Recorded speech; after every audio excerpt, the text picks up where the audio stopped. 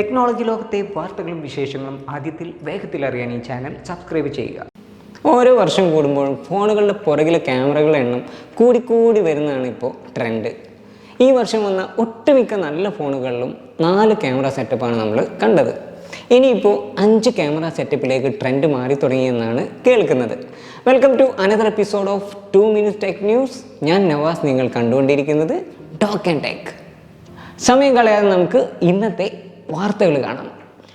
സാംസങ്ങിൽ നിന്നുള്ള ആദ്യത്തെ penta camera mobile phone എത്തുന്നു.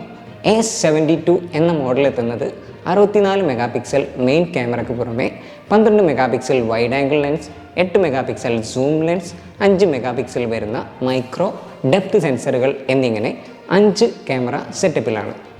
റിയൽമി പുതിയ SLED ഡിസ്പ്ലേ ടെക്നോളജി അവതരിപ്പിച്ചു.